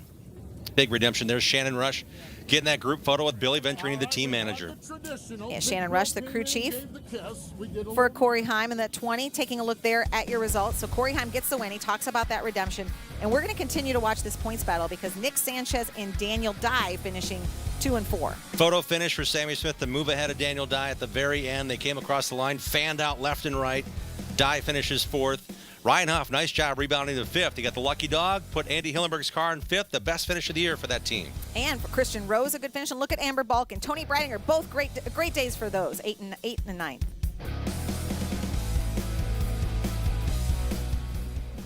The V flag. They're from Chicago, you know. The Cubs fly the W every time they win. That's the Venturini flag hanging out the side of that number 20 for Corey and that team. Well earned. Venturini Motorsports with the win. Corey Heim, really, he had the pole. He had the fastest car in practice, so not a surprise. But what was a surprise, maybe, Jim, is all the issues that we saw from all the teams. Raja Karuth, I would say if there is a team that is sort of hanging their head, knowing what could have been, they were running 3rd in the closing laps, finishing 12th. But let's hear more from his teammate, Nick Sanchez, Mike. Well, the winning streak at Kansas is over for Nick Sanchez, but the good news is, looks like the championship lead has extended a little bit. How do you look at the way today played out? Yeah, I mean, I think, we were just chasing the 20 all day, and, we just fell a little short. I think that was the best speed we had at Kansas. We had never really lost sight of him. But, yeah, we just didn't have the speed. But proud of my Rev Racing Max Eagle Incorporated team. Just wanted to thank Gainbridge, Team Chevy for all they do, and we'll go on to Bristol. All right, just a handful of races remain. You're still in command. How do you look at this championship race now? Yeah, I mean, obviously we extended our lead. I was going for the win no matter what, but, I guess for the point's sake, it was a good day. So adding to your accolades, you won the General Tire Super Speedway Challenge. So another bonus for you. How do you look at that? Yeah, that's pretty cool. Actually, I didn't even know that. So to get Max Eagle that's awesome, and, it's just a testament to my team and all they do on these big tracks. A good run. Congratulations on the day. Thank you. Nick Sanchez brings it home 2nd. Sanchez wins the General Tire Super Speedway Challenge even after finishing 20th at Daytona. So the 6 big track races, you said he likes big tracks and cannot lie. Yes, I'm telling you, he put it on them. This year, that team has really responded. They've done a ton of work to get to this level. Deserving enough award to win for Nick Sanchez. Davey Allison was the first driver to be selected as the winner of the Super Speedway Challenge back in 1984. It's a long-standing tradition, as is that beautiful gold trophy here since 2001 for the ARCA Menards Series at Kansas Speedway that Corey Heim's lifting. I think the only thing I'm disappointed in is that you didn't sing those lyrics. I can't sing. If I sing, they're all going to turn the TV off. Or maybe make a GIF out of it, and I'll never see you again. So a couple of winners today. We see Corey Heim in victory lane. But Nick Sanchez, the winner of the AMS Super Speedway Challenge. Be sure here as we continue to wrap things up, our final thoughts and things from Kansas. Make sure to join us live for our next race here in the ARCA Menards Series, September 10th, the Hers Snacks 200 at Salem Speedway. Actually, I'm sorry, that's the next one on MAV TV. The next race here in the ARCA Menards Series, that happens, you said, Thursday night, September 15th, coming up. Bristol, Tennessee. Yeah, this Thursday night, again, the big focus is can Greg Van Alst get everything fixed in Anderson, Indiana to get to that race to run the full season. Okay, here's our next MAV race. Actually, when we turn the calendar to October 1st, we'll be in Salem, Indiana. And then there'll just be 2 to go. Salem and Toledo will crown a champion in Toledo. You know, you talk to former ARCA champions Chris Buescher and Chase Briscoe, full-time now in the Cup Series. They would love to have a Cup race at Salem, Indiana. They said, it's my favorite short track. It's one of mine, too. I can't wait till October 1st. Let's hear from another competitor in today's race, Mike. And Daniel Dye brought it home, top 5, finished 4th today, despite all kinds of things that were going on. A fuel pump issue, looked like some handling issues. How were you able to get it into the top 5 today? Yeah, I think we belong there. I mean, I think if it wasn't for me, hitting the wall and not having good restarts, we could have been, I think we could have at least had Sammy, who had him there at the line. I thought we were coming to the checkered on that restart, but they threw the white flag. But, yeah, I mean, all in all, a pretty good day. We're racing Nick for the points, lost a couple points to him, but 3 short tracks, that's my wheelhouse, so I'm looking to capitalize. Yeah, I was going to say, how do you look at the championship race now? Short tracks ahead, as you alluded to, your strength. Yeah, so now we're going to be 12 points behind. That's 12 divided by 4, I'm not great at math, or that's 3 now. See, I told you I'm not good at math. We're going to need 4 points a race. Bristol's one of my favorite tracks. I visited Toledo earlier this year. Looks like a cool place, and Salem, they all are places I have circled. So I'm looking forward to just trying to get as much as we can out of our GMS Racing Chevrolet. Just really proud to be a part of this organization. They give me race cars that are really fast every week. I just got to do what they can do to get in victory lane. Well, nice run today. Thank you. Daniel Dye brings it on to the short track stretch, trying to close the gap and make this championship his. Got some work to do, however. He brings it home 4th today. And it's interesting to me. Thanks, Mike. That was a great interview because he's already sort of breaking it down, doing the math on the points. 3 races to go, knows the gap. You'd already written down 12 points.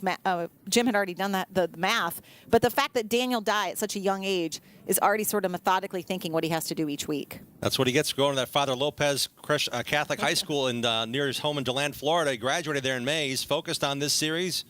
Focused on his future as well. Great to see Daniel Dye rebounding and being present in the moment, just saying, hey, this is what I need to do, this is what we have to accomplish. And I'm glad he said very honest things. I mean, it's great to hear that from a driver. He's not turning away and saying, I don't know. He's saying, I got to do better. We are improving. This is what this series does. It builds champions. Daniel Dye is right there in the championship hunt with 3 races to go. As he continues to formulate the interviews, and he had that Race to Stop Suicide camera sponsor on board. He said that that program really ramps up in the month of September. He had a guest here from a suicide prevention organization locally, so really doing a lot with the platform that he's been given here in the ARCA Menards Series. See Corey Heim, today's race winner in victory lane for Venturini Motorsports. His mama Kathy Venturini, the matriarch of this whole deal. Started with her and her husband Bill running a gas station in Chicago. They said, we got to make this more serious. We've run ARCA long enough. We need to move to Charlotte. They moved to Charlotte in 1991, leaving their Chicago roots. There's Big Bill. It's great to see them, again, ever present at the racetrack, and their involvement with Toyota and developing young drivers and getting Joey Logano and Justin Allgaier just some chances in their cars and winning races, and now proving that Corey Heim has what it takes by showcasing him in this series with his 9th win this year and all he's getting to do in the truck series with Kyle Busch Motorsports. We're right on target for what this team, Venturini Motorsports, does in developing drivers. And really, when you think about using Venturini Motorsports as the example, because, again, they're in victory lane, but all of these race teams, they're continuing to watch victory lane celebration. Dad Ray's getting a selfie with his son. He's at the track, but he's kind of one of those guys. He stands 20 paces and halfway off to the side. I'm glad to see we got a chance to see them together, father and son. Back in the day, Corey would go on his birthday, July 5th, around there. Their big time from Georgia would be going to Daytona to sit in the stands and watch the NASCAR Cup cars at Daytona. And Corey's now won there twice, and he's won his 2nd race of the season. And glad to see Dad getting some of the fun here in victory lane as well. Good job, Ray. That's awesome. You think of all the sweat and tears and time that's been poured into his race career, even though he's just 20 years old, as you said, from Marietta, Georgia. And, yeah, won the race earlier this year at Daytona. So all those trips down there paying off, that's for sure. And as we continue to watch Victory Lane, the celebration for Corey Heim, I want to talk about some of the other drivers today. We heard from Nick Sanchez. We heard from Daniel Dye. What about Sammy Smith in that 18? Impressive stats in ARCA once again. This is only Sammy's 16th ARCA race. It's his 14th top 5 finish. Wow. Yeah, it's amazing. He's got 3 wins this year. But you see Corey Heim and the success he's had. Sammy Smith, it was already announced when he turned 18 he was going to run 8 Xfinity races. I think that number's gone larger already this calendar year based upon how good and stable that number 18 driver Sammy Smith has been in his development from the short tracks of Iowa and around the country to the ARCA Menards Series. And this is a bit of a home race for him. He's from Johnston, Iowa, just outside of Des Moines, here racing in Kansas. Let's get to know a little bit more about the driver of the number 18. It's an awesome opportunity. Obviously, they give us a lot to limit all the excuses, sim time, just a lot of things you can study with to try to be the best driver on and off the track. And I think I've obviously taken the most of my opportunity, and I've just turned 18, so I'll be able to run the big tracks. Looking forward to bigger tracks, learning the heavier cars. I feel like there's pressure there, but I love the pressure, and I feel like it's been good so far. So hopefully we can continue to win and moving up the ladder. Sammy is really loving this. You mentioned that momentum and how much that can carry. I think that satisfaction turned into I can do this and I will do this. I will get the lead when I want it in this really good race car in the ARCA Menards Series at this level. For me, learning is the biggest thing. Just running on bigger tracks, learning the heavy car. Just kind of learning the aero side of things a little bit different from, obviously I've been running short tracks at the start of my career and still am running them, but so I feel like it's just obviously you need to win and perform well, but I feel like for me it's just learning this type of race and this type of car and these type of tracks. So really looking forward to see how it goes. Sammy Smith finished 3rd today, just 18 years old. You hear them talk, and you're like, there's no way these guys are teenagers. They sound like old men with all their experience. And he's still racing in a ton of super late models as well. Winning some big races. Love to see that determination and drive. And what he's getting to do is some really good equipment, really high caliber, high profile events, and he's performing. He's delivering for Donnie Wilson on the short tracks. And Mark McFarland, I talked to him early in the season before Sammy became 18 years of age and old enough to race at Michigan and Kansas. He said, man, when we get him on the big tracks, there's Mark McFarland right there, the crew chief, with Bobby Thompson, longtime ARCA official, talking through things here as they now have to go through technical inspection after that 3rd place finish. Mark McFarland was smiling. He said, man, I can't wait to get Sammy on the big tracks. We've learned a lot, but he also knows he's not Ty Gibbs. That's who Mark worked with last year, winning half the races and the championship here in the ARCA Menards Series last year. They work together closely, Sammy and Mark. They have a different level of communication, and I know at times Mark is putting it on Sammy. Hey, Sammy, what do you want to do in the car? And sometimes that move is not the right one. We saw it at DuQuoin where he just drifted backwards. He said, man, if I get a chance to make the change, I talked to him on the radio during the race. They made the change. He came back forward and finished top 5 there. So those efforts, those moments, those teaching moments are what Mark McFarland has been so good at with this Kyle Busch Motorsports team. Now, Joe Gibbs was last year. This year, it's Kyle Busch taking the ownership of this 18 ARCA team. And that's a point to remember. We talked about the fact that the ARCA Menards Series returned here to Kansas. Nick Sanchez, Daniel Dye, Raja Caruth. We talked about their 1, 2, 3 finishes. Sammy Smith was not old enough then, so he couldn't race at Kansas in the spring. He comes home 3rd today, Mike. Yeah, good run. And Sammy, you told me before that you still needed to make gains on the car throughout the course of the day to run with the 20. How much progress did you make? Not very much. We kind of sucked all day and just didn't make any gains. I don't think made it worse, but we just struggled. But it's thanks to TMC, Pile Flying J, Allstate, Peterbilt, all these guys, and we'll move on to next week. You did see that you were making some moves there in the closing laps. How were those closing laps from your perspective? Yeah, it was about my only shot. The car was just, we struggled to do anything, speed, handling, so I was just trying to do anything and going for it, and if I lost, it didn't matter at that point. So big picture. You've run quite a few races this year. You've been at the front most of the time. Just general synopsis of your year and how much you've developed as a driver in your assessment. Yeah, I think a lot. I think, obviously I want to win at the big tracks, and, we just didn't have the car to be competitive to do that. We've struggled at all the big tracks this year, and I don't know where that comes from or where it starts, but we got 3 more races left, so hopefully we can go to win those. We're pretty good on short tracks. So we definitely appreciate your time today. Thank you. Thank you. Sammy Smith brings it home third. Still, as you heard, very competitive driver, wants a little bit more. They always do, right? So selfish. No, I'm just teasing. It's just ingrained in them. You know, they just want a little bit more. We talked about that with Daniel Dye earlier. And, you know, if Sammy Smith had been 18 for the entire year, we'd be talking about him in the championship picture as well. Just not old enough to run those big tracks is the reason why. And again, this is part of that development process. Sammy Smith, those 8 races, 4 or 5 are double races where he's racing the ARCA Menards Series West in Phoenix and the Xfinity race at the end of the season. This is another one of those weekends where if it all played, he'd be racing in more than just one time and developing his NASCAR Xfinity Series relationship with Joe Gibbs Racing. I think he's poised to win his second straight ARCA Menards Series East Championship. That'll be decided this Thursday at Bristol as well. Okay. Well, I think the driver that we are all interested in hearing from, especially in those closing laps after what happened to him, is the driver of the number 6. And I believe Mike has caught up to him. Yeah, and that's Raja Caruth. And it's interesting. This is the T-shirt he wore today. It says, "I tried." And there's no question he did. Had to overcome a number of issues, tire issues, and slap the wall toward the end of the race. What was happening out there inside that race car? Mike, I don't know, man.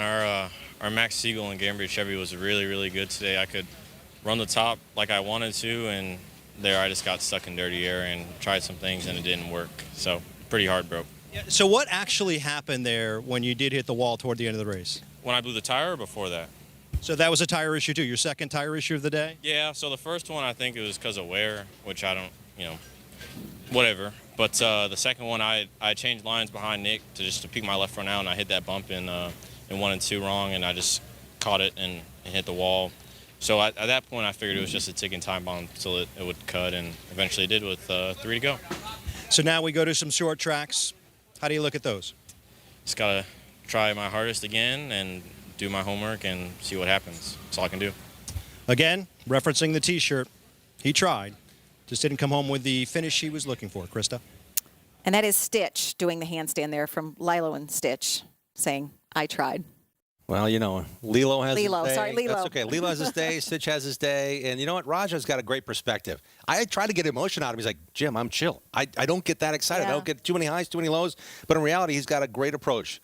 He said, "I've got 3 more tries at this." And in reality, this is really his first full season doing this level. And it's only his 4th finish outside the top 10 all year. Yeah, and good perspective. Talks about, very humble, very, upset, obviously. But as you said, this is all part of that learning progression, too. Not able to come away with that second place finish that he had here in the spring.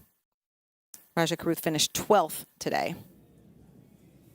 Just getting it right. And he knew that by that one little brush, that one little mistake. We saw Nick Sanchez up at the wall, too. He was able to keep it off the wall. And I'm going to say that's a big moment. Championship moments are defined by overcoming. Nick Sanchez had a really good car, not as good as Corey Himes. What did he do? He raced his brains out to get ahead of Sammy Smith. He had one of those recent Sweet Move nominations because of his ability to keep Sammy pinned down on that second to last restart to really make the difference to get that runner-up spot today. And now these teams will turn everything around. They'll get back in their haulers. They'll drive from Kansas City, Kansas, back to their shops, most of the shops in the Charlotte, North Carolina area, and then get ready to go short track racing in Bristol. They don't have much time. This race was supposed to be on a Saturday. We're racing on Sunday morning. They'll race again on Thursday. We heard from Greg Van Alst, who crashed out earlier today. If you're just joining us, Greg had a good run going. That was the car today he was going to run at Bristol on Thursday night. And he's in the wondering moment of, do we have enough time to get ready for Bristol on Thursday night? Let's head back downstairs. Mike has his track shoes on today. Mike's with the winning crew chief. I need my exercise. There's no question about it. I'm glad I have it. So Shannon Rush, his heart was beating quite a bit here in the closing laps. He came home with the victory, but that caution came out, and you guys got awfully excited. Yeah, you always just want to finish it out. There's always a chance when you have a restart at the end to screw up or, something happens or, a couple guys stay out, and you're like, so, yeah. No, I don't really like that part of it, but I'm glad we came out on top.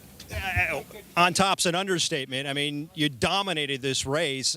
What's it like from a crew chief perspective when you have a car and a driver this good, you're out front all day, and then comes down to a final restart? Everybody wants to have that car and the driver that's that good, so it actually makes my job easier. The only thing you can do is mess it up at that point, right? So I'm just really thankful for the opportunity to come here and do this, really happy for everything that Toyota gives to us to be able to do it. Billy's put together a great program, so just thankful to be a part of it, Tire strategy today seemed very interesting. You saved, I think, 4 stickers for that last stop. How critical was that? Oh, it's important. I mean, it was everything, you know. So that's why we didn't come down on lap 25. And, you know, even coming down there at lap 55, you're sitting there thinking, like, man, I'd like it just to go green from here to the end. And, you know, thankfully we had those tires left. So certainly don't like to get beat with a set of stickers laying in the pit. So it was never a question. We were coming no matter what. So I'm glad it worked out. Congratulations on the victory. Thank you. Shannon Rush, the winning crew chief here today in Kansas. Yeah, Mike, so important to have that kind of experience with these young drivers. Shannon Rush has actually won in the ARCA Menards Series 3 times this year.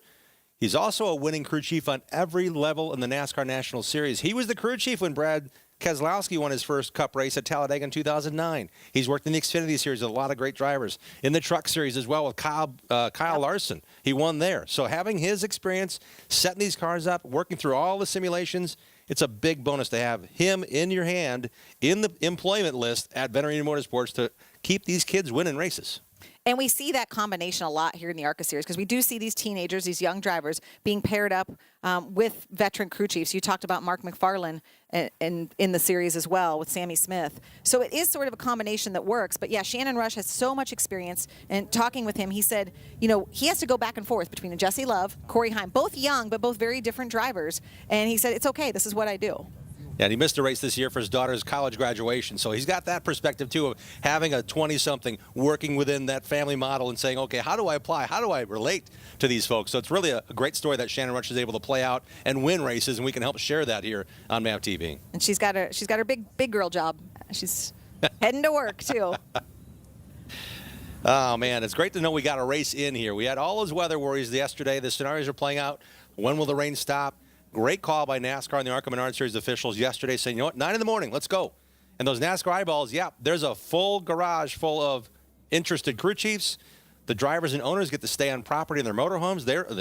That's the fans camping, but there's also a village of NASCAR owners and drivers that were also taking a peek at what could be their next driver here this morning in the ARCA Menards Series. And there are a lot of campers here. You see the campgrounds are packed inside, outside the track. Just a great Midwestern race fan here in Kansas City, pulling from the different areas here in the areas you see. And it's a great day for racing, too.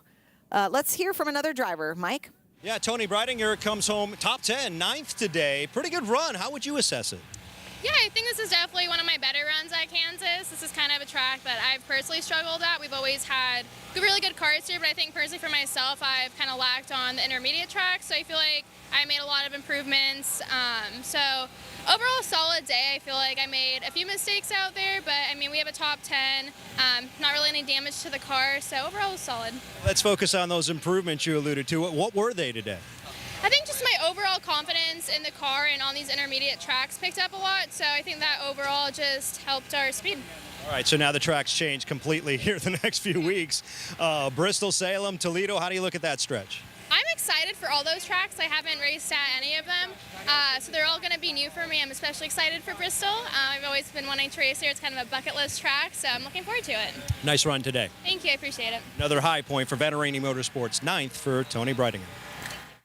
Here's what I like in that interview. She said, I'm excited about all those tracks. Oh, but I've never run at any of them. But still to have that excitement, not the nervous cautiousness, the excitement to get to do it. She's had to run a part-time schedule just based upon her situation, racing with a Silver Crown or a midget on pavement with her twin sister Annie and her dad, and getting these chances in the ARCA Menards Series. Worked with Young's Motorsports for a little bit at the beginning of last year. This has been her home all season long, and that means a full schedule commitment. Dirt tracks, road courses, these big ovals, and those 3 short tracks at the end of the season. She should enjoy Bristol. It's a lot of fun. My first time there, I was amazed, and I was there for my ARCA race debut as well. Really cool that we're going back to Bristol again this Thursday. Let's go ahead and put it in perspective. What year was that? It wasn't that long ago. It was probably like 4 years ago. Really? Yeah, when ARCA went back to Bristol, yeah. But you've been covering the series for how long? But you walk in, you just go, wow. Wow, I know. Well, it's the way that it's built. It's a blender. It's a blender of fighter jet inside a blender. So the first time I worked ARCA, to answer that question, was in 1993 for a small TV package. A lot of sleeping on the couch, a lot of driving to different racetracks around the Midwest. Loved every minute of it, and I still enjoy Ron Drager and this ARCA family that continue to develop drivers and have great people to help cultivate this series. It is a family as well. As we see the flag flying at half-staff today, it's also a somber day. We know 21 years ago our world changed, as we talked about at the start of the race. We were not scheduled to race on 9/11. This race was supposed to be yesterday. We are so honored and blessed to be able to do things like racing on a Sunday, in part and because of our first responders, our military members who continue to fight for the freedom so that we can live our lives in the way that we do. And we will, as always, never forget. As we turn our attention back to the racetrack here at Kansas, let's hear from another driver with another great finish. Yeah, another top 10 finisher, Amber Balkin. I would imagine this was much needed. What do you think? Yeah, you know, we've had a lot of rec race cars this year, and we actually had to bring a short track car to the track because of everything that's happened this year. So us and the Rhett Jones Racing team are really happy to get back in the top 10. We know that we're capable of top 10, so I know that I'm capable of it. I have all my sponsors here, Icon Direct, so it's really good to go out, you know, show some speed again. We had top 6 lap times, so just had a couple issues on pit road, but being back in the top 10 where we belong. So you brought your short track car, and you're going to need that for the next 3 weeks. I would imagine you're pretty happy that you brought it home in one piece. It's all ready to go for the next 3 weeks. Yeah, you know, the guys made a really good strategy call at the end. We knew we only had one position that we could progress, so we actually kind of stayed back on the last restart to save the car for Bristol this week, actually. So, yeah, but again, top 10, we showed speed, and considering everything that happened, we're all pretty pleased with today. Congratulations, great run. Thank you very much. And if you have an RV, make sure you go to icondirect.com and get some RV parts. There you go. Good advice. Top 10 finish for Amber Balkin. She brings it home 8th today. Yeah, great day, and a lot of RV folks here camping, getting ready for the NASCAR Cup Series race that'll happen here at the track. As Jim mentioned earlier, all 3 NASCAR Premier Series racing, as well as ARCA. So 4 races, a busy weekend here at the track as we see Amber Balkin. And before I turn it over to Jim, let's head back downstairs to Mike. Mike, I want to hear your final thoughts on the race, just kind of what you thought. Saw a little bit of everything down there today. Yeah, a lot of activity on pit road. Tire strategy was really interesting, but at the end of the day, Corey Heim, he mentioned it in Victory Lane, redemption, recalling back to what happened in May. Had a dominant car there as well, got wrecked on a restart. Came back today, kind of put that in the back of his mind and just waxed the field, for the lack of a better way to say it. Dominant day for Corey Heim. Venerini Motorsports, good across the board as well, but that's what I take away from today, that Venerini continues to be very strong on these racetracks. And of course, the championship chase is continuing to evolve. Great job, Mike Massaro. 21 drivers in this on the entry list. Mike talked to 47 of them. I am excited that we are going to end the season here on MAV TV at Salem Speedway, a huge high-banked racetrack, huge in terms of circumstances of what could determine the championship on Saturday, October 8th, when we get to cover the finale at Toledo Speedway, one of my favorite half miles. Championship is really heating up for Mike Massaro and Jim Trado. I'm Krista Kelly saying congratulations to our ARCA Menards Series 2022 Kansas Lottery 150 winner, Corey Heim. Kansas Speedway not paved with yellow bricks, but it does lead to the Emerald City. And for Corey Heim, that was Victory Lane.